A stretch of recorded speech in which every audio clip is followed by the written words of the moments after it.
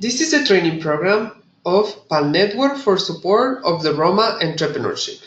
Our first lesson is called What is entrepreneurship? At the end of this lesson, you will have a deep understanding of the concept and theoretical background of entrepreneurship. Also, you will be able to detect your own skills and attitudes and to assess if these competences can be useful for your entrepreneurial career.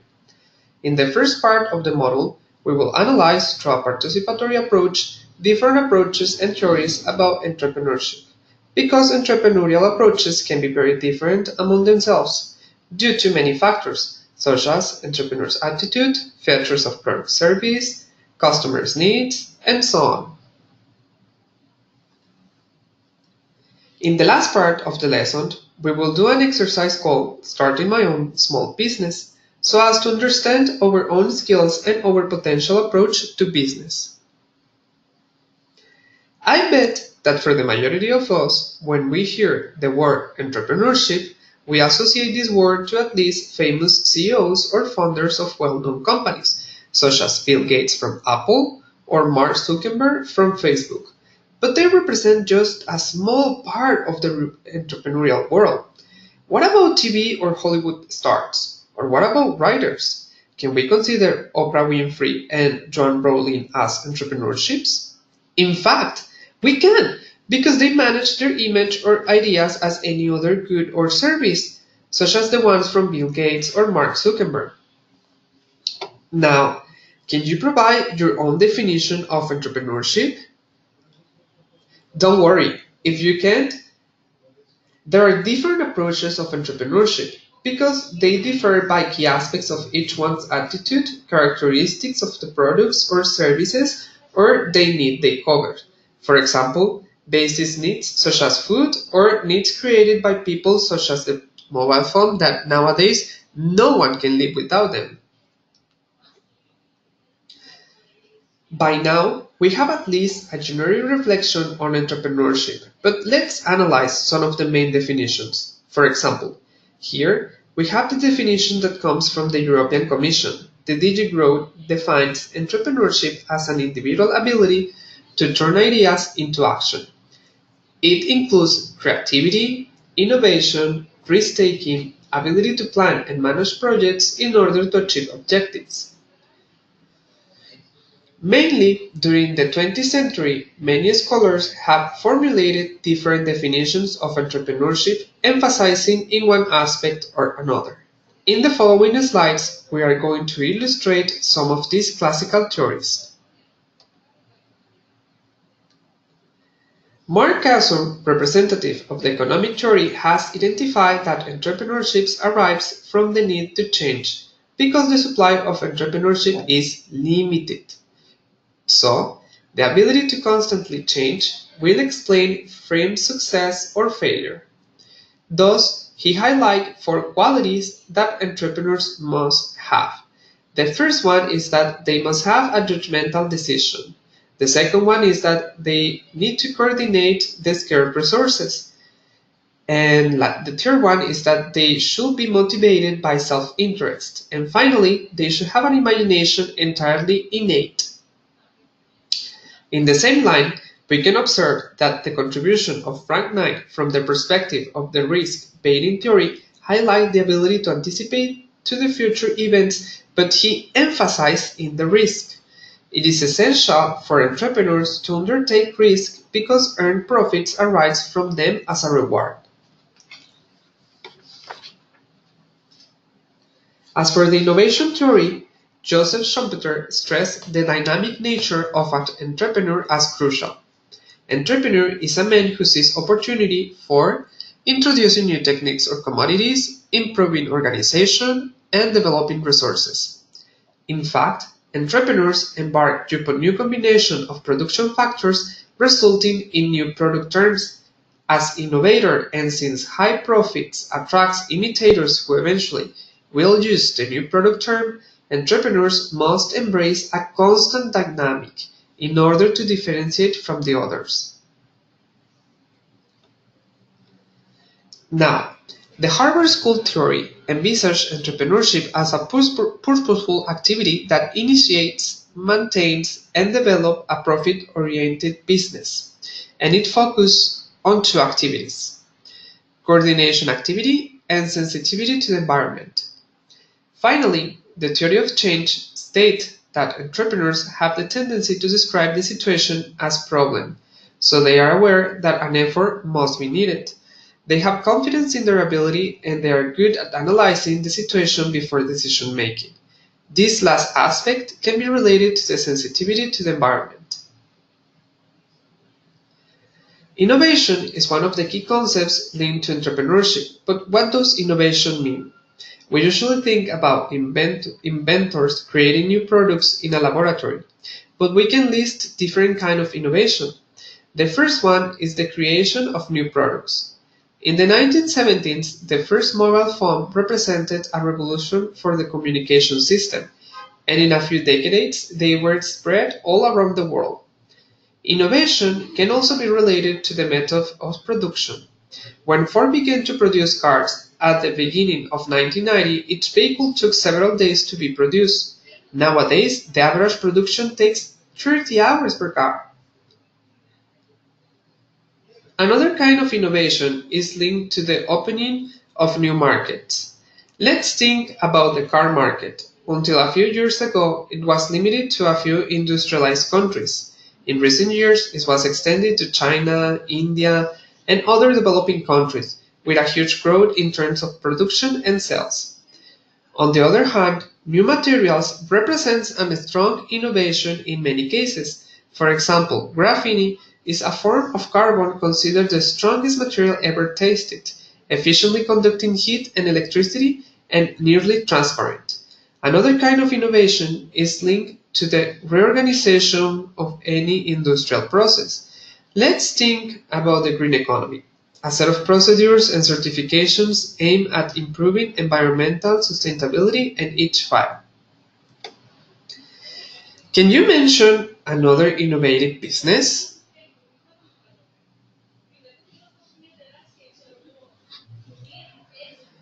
What are the important skills for entrepreneurs? Economic theories and daily experience demonstrate that the figure of an entrepreneur needs a set of skills or competences. Some of them can be learned, others ones have to be experienced in file. We can divide these capacities into two main categories. The first one is the hard skills, which are teachable abilities or skills sets that are easy to quantify.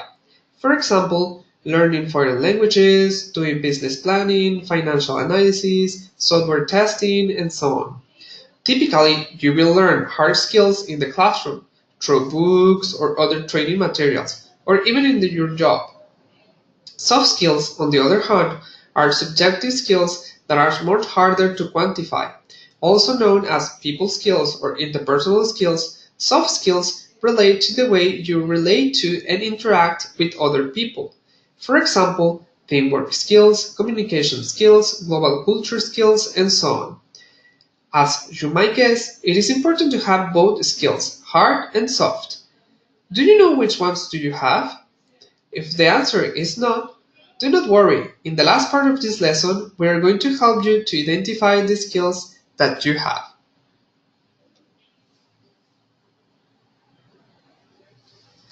In the following slide, we are going to discuss which ones are the main attitudes that an entrepreneur should practice. The first factor for entrepreneurial success is interest. Since entrepreneurship pays off according to performance rather than time spent on a particular effort, an entrepreneur must work in an area that interests him or her. Otherwise, he or she will not be able to maintain a high level of work ethic, and he or she will mostly likely fail. This interest must also translate into a vision for the company's growth. Even if the day-to-day activities of a business are interesting to an entrepreneur, this is not enough for success unless he or she can turn this interest into a vision of growth and expansion. This vision must be strong enough that he or she can communicate it to investors and employees. The second aspect is skills. All of the interest and vision cannot make up for a total lack of applicable skills. For instance, if he or she wants to start a business that creates mobile games, he should or she should have specialized knowledge in mobile technology, the gaming industry, game design, mobile app marketing, or programming. As the head of a company, whether he or she has employees or not, an entrepreneur must be able to wear many hats and do so effectively. The third aspect is investment. An entrepreneur must invest in his or her company. This investment may be something less tangible, as the time they spend or the skills or reputation they bring with them. But it also tends to involve a significant investment of assets with a clear value. Whether they can be cash, real estate, or intellectual property, an entrepreneur who will not or cannot invest in his or her company cannot expect others to do so and cannot expect it to succeed. The fourth aspect is the organization and delegation. While many new businesses start as a one-man show, successful entrepreneurship is characterized by quick and stable growth. This means hiring other people to do a specialized job. For this reason, entrepreneurship requires extensive organization and delegation of tasks. It is important for entrepreneurs to pay close attention to everything that goes on in their companies. But if they want their companies to succeed, they must learn to hire the right people for the right jobs and lend them to their jobs with minimal interference from management. So, we have seen that it is important that entrepreneurs work in their interests and that their interests must be in line with a vision for the company's growth. Then, we talked that entrepreneurs must master skills directly related to the business area. Also, we stated that investment is expected to succeed, as well as to be organized and delegate tasks.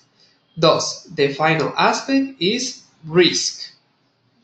Entrepreneurship requires risk.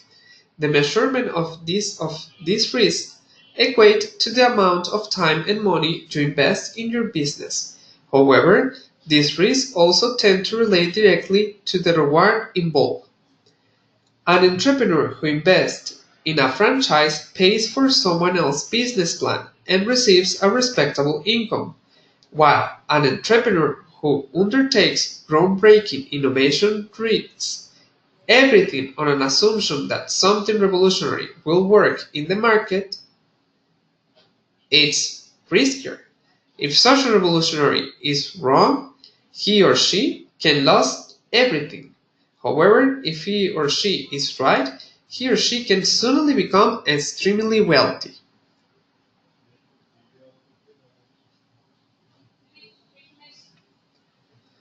Are you ready to be an entrepreneur?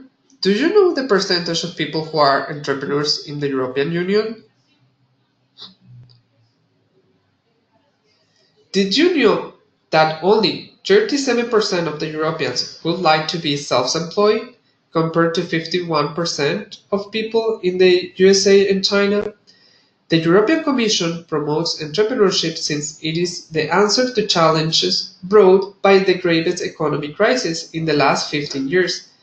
It aims to ease the creation of new businesses and to create a much more supportive environment for existing entrepreneurs to thrive and grow. It has three main priorities: entrepreneurial education and training to support growth and business creation. The second priority, what create an environment where entrepreneurs can flourish and grow. And the third one, role models and reaching out to specific groups.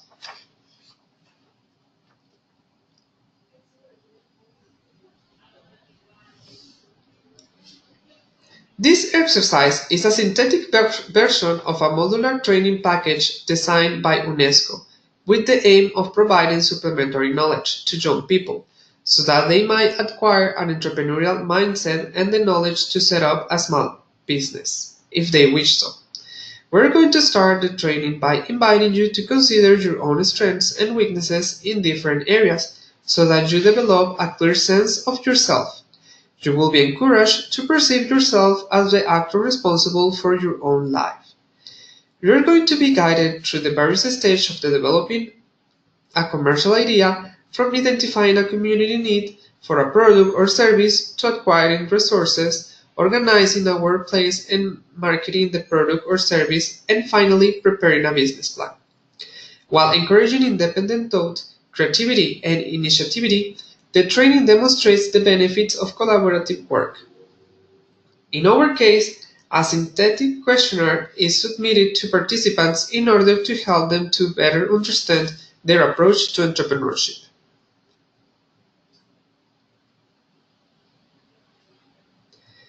We are going to start by answering to the following questions in order to know you better. What entrepreneurial qualities do I possess? How will these qualities help me to become successful? What other qualities do I need to develop further? Select a product or service. List the tasks that are involved in the preparation of the product to the point of delivery.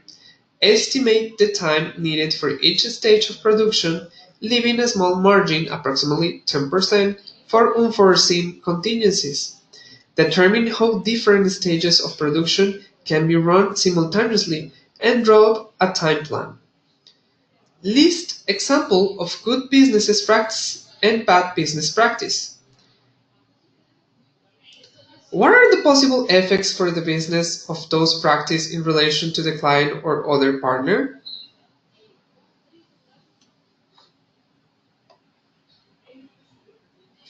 Now, you're going to address the following points to identify which business might be convenient to implement according to your qualities and skills. List your skills, starting with the strongest. Cover a broad range of skills such as thinking skills, personal skills, and health and safety skills, as well as your technical skills. Then list the needs that exist in your community. When you have identified the needs, indicate which of your own skills can be used for a business venture that can address these needs. Imagine to develop a survey to assess demand for your product or service. When you have gathered responses to the survey, analyze the information and classify it into the demographic groups, for example, age, gender, occupation, and income status. Finally, after having identified your skills and the convenient business thinking about the cost of the product or service that you will provide, answer the following questions.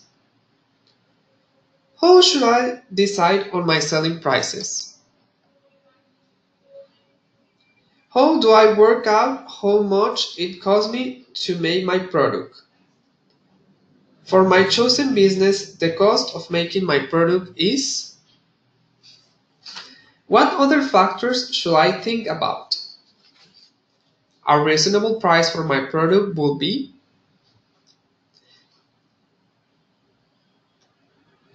Now, it is time to identify how much we have learned from this lesson. Did you understand the concepts here explained? If so, how your initial definition of entrepreneur has changed after this lesson? What would you consider the key aspects of entrepreneurship?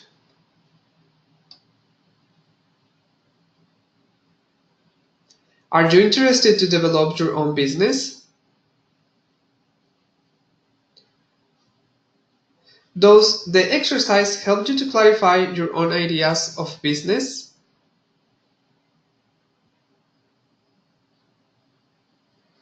In the following lessons, we are going to continue to explore about entrepreneurship and what does it mean.